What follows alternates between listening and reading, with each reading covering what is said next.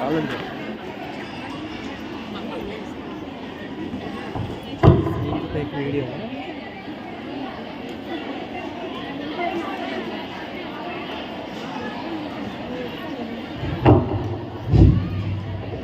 అందరికీ మహిళా దినోత్సవ శుభాకాంక్షలు. ఈ సందర్భంగా అసలు మహిళా దినోత్సవం గురించి మాట్లాడాలా లేకపోతే సెయింట్ యాన్ సొసైటీ గురించి మాట్లాడాలని చెప్పేసి వీళ్ళ 30 years సర్వీస్ చూసిన నాకు అనిపించింది. కొన్ని వాస్తవాలు మీ అందరూ తెలుసుకోవాల్సింది ఏంటంటే చాలా మీరు ఆశ్చర్యపోతారు. ఈరోజు భారతదేశంలో 114 సంవత్సరాల నుండి సెయింట్ యాన్ సొసైటీ వివిధ ఏరియాలో మహిళల కోసం మహిళా దినోత్సవం అనేది రాక ముందు నుండే మహిళల కోసం సేవ చేస్తున్న సంస్థ అనే విషయం మీకు తెలుసా? 114 సంవత్సరాల నుండి. అలాగే 35 సెంటర్స్ మహిళల కోసం భారతదేశంలో ఈ సంస్థ ద్వారా మహిళలకు సేవ చేస్తున్నారనే విషయం కూడా మీరు తెలుసుకోవాలి. అలాగే ఈ సెంటర్స్ ప్రొవిన్షియల్లో 14 సెంటర్లు, ఈ ఆరిలో లాంటి సెంటర్లు 14 సెంటర్లు ఉన్నాయనే విషయం కూడా మీరు తెలుసుకోవాలి. ఇది ఒక ఆరిలో సెంటర్ కాదు, ఎందుకంటే ఈ సంస్థకు నాకు న్యాయవాదిగా సేవలు చేసే అదృష్టం వచ్చింది కాబట్టి ఈ సంస్థ గురించి నాకు తెలుసు కాబట్టి చెప్తున్నా. మహిళా దినోత్సవం మనం జరుపుకుంటున్నాం, కానీ ఈ మహిళల అభివృద్ధి కోసం తమ ప్రాంతాన్ని వదిలి మహిళల అభివృద్ధి కోసం ఎంతో కృషి చేస్తున్న సెయింట్ యాన్స్ సొసైటీ సిస్టర్లందరికీ సందర్భంగా మీ తప్పట్ల ద్వారా ధన్యవాదాలు తెలియజేయండి. దీనివల్ల వాళ్ళకి ఏమీ రాకపోయినా సరే ఏమీ రాదు, కానీ కేవలం దేవుడికి ప్రసన్నత చేసుకుంటే మానవ సేవే మాధవ సేవ అని భావించి మీ అందరికి కూడా ఇంత సేవ చేస్తూ మీలో ఒకరిగా ఉంటూ మీ కష్టాల్లో నష్టాల్లో ఉన్న మీకు డోక్రా మహిళలుగా కానివ్వండి, ఏదైనా ఈ సెల్ఫ్ హెల్ప్ గ్రూప్స్ కానివ్వండి, ఎటువంటి కష్టాలు వచ్చినా కూడా మీతో ఉన్న వీళ్ళ యొక్క త్యాగాన్ని నిజంగా మీరు ఎప్పుడు కూడా మర్చిపోకూడదు. ఒక న్యాయవాదిగా నా దగ్గర సిస్టర్ నిర్మలా మ్యాథ్యూస్ గారు నా దగ్గర ఉంటున్నారు.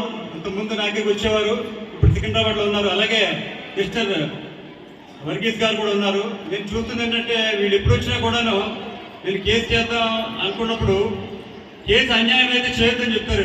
అంటే కేసు వాదించే న్యాయవాది కూడా ఏది న్యాయం ఏది అన్యాయం చెప్పి వాళ్ళు అన్యాయం చేసే న్యాయవాది దగ్గర కూడా కేసులు వద్దు ఇలాంటివి చేయకూడదని చెప్పే గొప్ప సంస్కారం ఉన్న న్యాయవాదులు వీళ్ళు. ఇప్పుడు ఒక విషయం మీ దగ్గర నేను మాట్లాడదలుచుకున్నాను ఏంటంటే, దయచేసి అందరూ వినండి. ఏంటంటే పార్లమెంట్లో చట్టాలు చేస్తున్నారు, పోలీసు వ్యవస్థ ఉంది, రెవెన్యూ వ్యవస్థ ఉంది. వీళ్ళందరూ కూడా ఈ యొక్క పార్లమెంట్ చేసే చట్టాలను వాళ్ళు అమలు చేయాలా, పోలీస్ వ్యవస్థ కానీ అలాగే న్యాయాధికారులు అదే కోర్టులు ఏమో శిక్షలు వేయడం, అలాగే కేసులు కండక్ట్ చేయడం జరపాలి. కానీ మహిళలకు నిజంగా న్యాయం జరుగుతుందా? చట్టాల వల్ల న్యాయం జరుగుతుందా? ఈ పోలీసు వ్యవస్థలో న్యాయం జరుగుతుందా? ఈ కోర్టుల వల్ల న్యాయం జరుగుతుందా అని చూసుకుంటే కనుక మా ప్రాక్టికల్ అనుభవంలో మీకు న్యాయం జరగట్లేదని నేను ఒక న్యాయవాదిగా చెప్తున్నాను. ఎందుకంటే మీరు కోర్టుకు వచ్చినప్పుడు కోర్టులో వాయిదాలు కానీ, ఎందుకంటే కోర్టులో కరెక్ట్గా మీకు మన కేసులకు ఎంతమంది కావాలో అంతమంది న్యాయమూర్తులు లేరు, కోర్టులో సదుపాయాలు లేవు, పోలీస్ వ్యవస్థ ఎప్పుడు కూడా ప్రోటోకాల్ వాళ్ళలో బిజీగా ఉంటారు. అలాగే కోర్టుకు వచ్చి మీరు కంప్లైంట్ ఇచ్చినా కూడా మీరు మాకు మెయింటెనెన్స్ కావాలి, మాకేమో వేరే విధంగా మాకు లాభాలు కాదు, డొమెస్టిక్ వైలెన్స్ కేసు మీరు వేసినా కూడా కోర్టులో ఉన్న వివిధ కారణాల వల్ల మీకు కోర్టుల చుట్టూ తిరగడం వల్ల మీ యొక్క ఆవేదనగా పెరగడం, మీరు ఇంకా మానసికంగా కుంగిపోవడం అనేది నేను చాలా చూస్తున్నాం. కాబట్టి ఒక న్యాయవాదిగా మా బాధ మీతో చెప్తుంది ఏంటంటే, ఇక్కడ లీగల్ కౌన్సిలింగ్ సెంటర్స్ పెట్టారు కదా, ఆ లీగల్ కౌన్సిలింగ్ సెంటర్స్ కనుక మీరు వెళ్తే కనుక అక్కడ మీకు ఇద్దరిని కూర్చోబెట్టి మాట్లాడి మీ కుటుంబానికి న్యాయం చేయడానికి ఎక్కువగా అవకాశం ఉంటుంది. కాబట్టి మీరు వీళ్ళు ఈ సెయింట్ యాన్ సొసైటీ పెట్టి లీగల్ కౌన్సిలింగ్ సెంటర్లో కానీ సెయింట్ యాన్ సొసైటీకి సంబంధించిన న్యాయవాదులు కానీ మీరు అప్రోచ్ చేస్తే కనుక ఎక్కువగా మీకు తొందరగా ఒక నిర్దేశం కలిగి మీరు తొందరగా న్యాయం పొందడానికి, న్యాయ ఫలాలు పొందడానికి, అలాగే మీ కుటుంబం కూడా బాగుండడానికి అవకాశం ఉంటుంది. కాబట్టి ఈ అవకాశాన్ని ఉపయోగించుకోవాలని చెప్పి తెలియజేసుకుంటూ, మహిళా దినోత్సవం సందర్భంగా అసలు మహిళకి ఎందుకు అంత ప్రాధాన్యత ఇవ్వాలి, మహిళకి ఎందుకు సమాన అవకాశం ఇవ్వాలి, అసలు మహిళల్లో ఉన్న గొప్పతనం ఏంటి, మాకెందుకు ఇవ్వాలి అనే విషయాన్ని ఎప్పుడైనా మీరు మనస్ఫూర్తిగా ఒకసారి ఆలోచిస్తే కనుక, ఒక మగవాడిగా మేము అర్థం చేసిన కొన్ని విషయాలు ఆ ఎన్నిటికి కూడా మేము సపోర్ట్ చేస్తూ ఎందుకు మాట్లాడుతున్నామంటే, ఒక శిశువుని జన్మ ఇచ్చేటప్పుడు ఆ తల్లి తన ఎముకలన్నీ ఇరిగిపోతే ఎంత బాధ ఉంటుందో అంత బాధ ద్వారా కానుపులో తన బిడ్డకి జన్మనిస్తుంది. అంటే అంత త్యాగం చేసి కాన్పు రెండవ జన్మ అంటారు. అంటే ఒక అంత రిస్క్ తీసుకొని ఒక పిల్లవాడికి జన్మనిస్తుంది అమ్మ. అంతేకాకుండా ఆ పిల్లవాడిని నిస్సహస్థితిలో ఉన్న ఆ పిల్లవాడిని పెద్దవాడిని చేసి వాడిని ప్రయోజకులు చేసే వరకు కూడా తను ఎంతో బాధపడుతుంది, తను ఎంతో తపన పడుతుంది, తను ఎంతో ఆవేదన పడి ఎన్నో సాక్రిఫైజులు చేసి ఎన్నో త్యాగాలు చేసి వాడిని ఒక స్టేజ్కి తీసుకొస్తుంది అమ్మ. అందుకోసమే అమ్మకి అంత గౌరవం. అయితే ఈ యొక్క గౌరవాన్ని నిలబెట్టే ముందు ఇక్కడ కొన్ని పాత్రలు కూడా ఉన్నాయి. అమ్మ ఉంది, భార్య ఉంది, కూతురు ఉంది, అలాగే తోటికోడలు ఉంది, అత్త ఉంది, ఇలా రకరకాల మహిళలు వివిధ పాత్రలో ఉన్నారు. మా దాంట్లో మేము చూసిన కేసుల్లో కొన్ని కేసుల్లో కొన్ని బాధాకరమైన విషయాలు ఏంటంటే మహిళకు మహిళే కొన్ని విషయాల్లో శత్రువుగా తయారైందనే విషయాన్ని కూడా దయచేసి గమనించాలి. ఎందుకంటే ఒక అమ్మాయికి పెళ్లి చేసినప్పుడు ఆ అమ్మాయికి ఏం చెప్తున్నారు, చాలా మంది కేసులు మేము చూసింది, నువ్వు ఆ ఇంటికి వెళ్ళి మీ ఆయన్ని వేరే కాపురం పెట్టించే, మీ మరిదికి వాళ్ళకి ఎవరికి డబ్బులు ఇచ్చేట్టు చూడక, మీ అత్తమామలకి ఆయన సంపాదంతా ఖర్చు చెప్పేట్టు చూడక, నువ్వు సొంతంగా పైకి వచ్చేసి నువ్వు అభివృద్ధి చెందని చూడు, వాళ్ళతో మనకేంటి పెళ్ళైన తర్వాత నువ్వు అభివృద్ధి చెందని చెప్పే కొంతమంది అమ్మలు ఉన్నారు.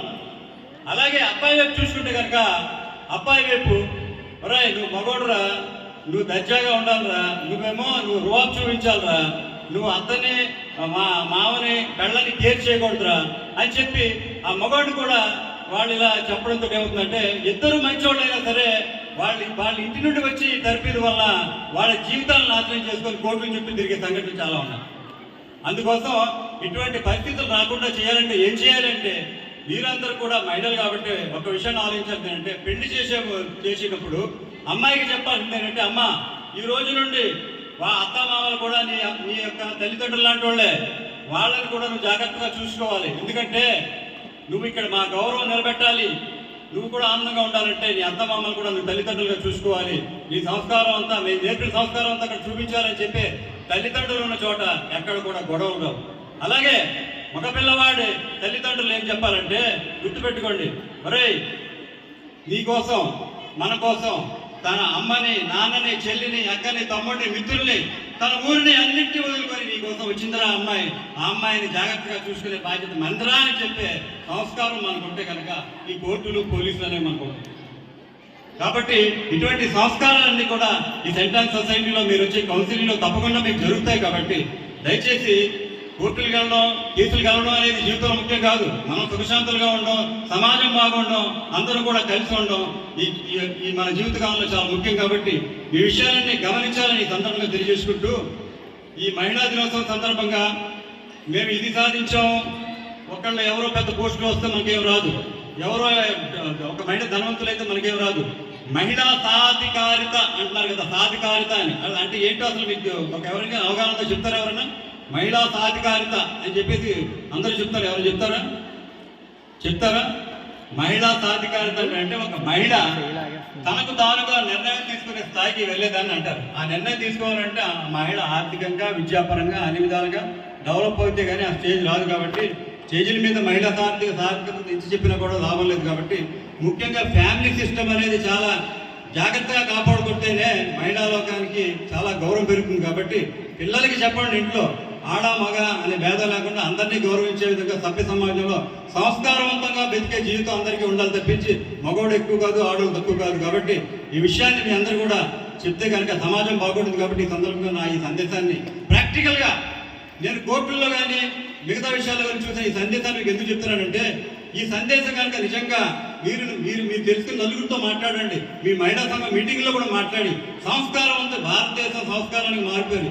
ఈ సంస్కారవంతమైన జీవితాన్ని మనం మానేసి కేవలం మన స్వార్థం కోసం మన కుటుంబాన్ని మనం పాడు చేసుకునే వ్యవస్థ నుండి మనం బయటికి రావాలి. ఈ సందర్భంగా తెలియజేసుకుంటూ మరొకసారి ఈ యొక్క అవకాశం ఇచ్చిన సిస్టర్ ఏంజెల్ మేరీ గారికి, నిర్మలా మ్యాథ్యూస్ గారికి, మరి ఇక్కడికి వచ్చిన మిగతా సిస్టర్స్ అందరూ కూడా పేరు ఎందుకంటే అందరూ తెలిసిన వాళ్ళే నాకు, ఇక ఫాదర్ గారికి, ఇక సిస్టర్ ఫిలో గారికి, వర్గీస్ గారికి, సిస్టర్ వర్గీస్ గారికి, ఇలా నాకు అందరూ చాలా మంది తెలిసిన వాళ్ళే. ఇక్కడ స్టాఫ్ వీళ్ళందరూ కూడా గత ఎన్నో సంవత్సరాలుగా అందరూ పరిచయం వాళ్ళు. కాబట్టి మీ అందరికీ పేరు పేరున ధన్యవాదాలు తెలియజేసుకుంటూ నేను చెప్పిన ఈ మాటల మీద మీరు ఒకసారి పునరాలోచించి సమాజం ఆరిలోవ అనే ఈ